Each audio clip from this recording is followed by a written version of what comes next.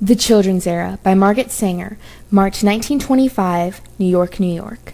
Why does the Children's Era still remain a dream of the dim and distant future?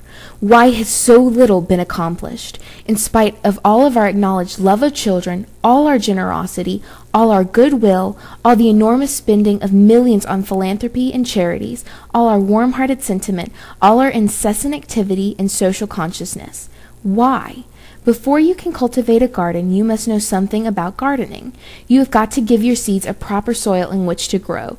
You have got to give them sunlight and fresh air. You have got to give them space and the opportunity, if they are to lift their flowers to the sun, to strike their roots deep into that soil. And always, do not forget this, you have got to fight weeds. You cannot have a garden if you let weeds overrun it. So, if we want to make this world a garden for children, we must first of all learn the lessons of the gardener. So far, we have not been gardeners. We have only been a sort of silly reception committee, a reception committee at the grand central station of life.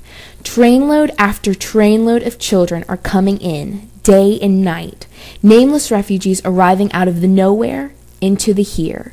Trainload after trainload, many unwelcome, unwanted, unprepared for, unknown, without baggage, without passports, most of them without pedigrees.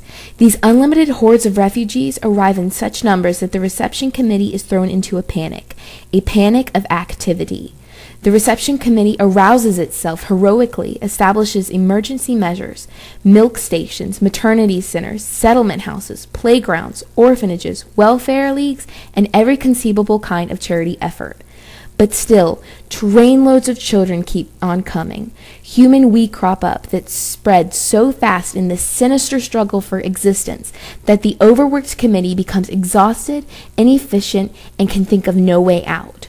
When we protest against the immeasurable, meaningless waste of motherhood and child life, when we protest against the ever-mounting cost to the world of asylums, prisons, homes for the feeble-minded, and such institutions for the unfit, when we protest against the disorder and chaos and tragedy of modern life, when we point out the biological corruption that is destroying the very heart of American life, we are told that we are merely making an emotional appeal. When we point out the one immediate practical way towards order and beauty in society, the only way to lay down the foundations of a society composed of happy children, happy women, and happy men, they call this idea indecent and immoral. It is not enough to clean up the filth and disorder of our overcrowded cities. It is not enough to stop the evil of child labor, even if we could. It is not even enough to decrease the rate of infantile mortality. It is not enough to open playgrounds and build more public schools in which we can standardize the mind of the young. It is not enough to throw millions upon millions of dollars into charities and philanthropies. Don't deceive ourselves that by doing so, we are making the world safe for children. Do I exaggerate? Am I taking a rare exception and making it into a general rule? Our opponents declare that children are conceived in love and that every newborn baby converts its parents to love and unselfishness. My answer is to point to the asylums, the hospitals, the ever-growing institutions for the unfit. Look into the family history of those who are feeble-minded or behind the bars of jails and prisons. Trace the family histories. Find out the conditions under which they are conceived and born before you attempt to persuade us that reckless breeding has nothing to do with these grave questions. There is only one way out. We have got to fight for the health and happiness of the unborn child.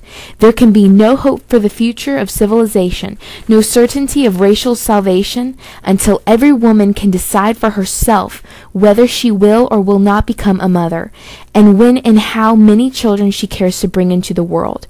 This is the first step.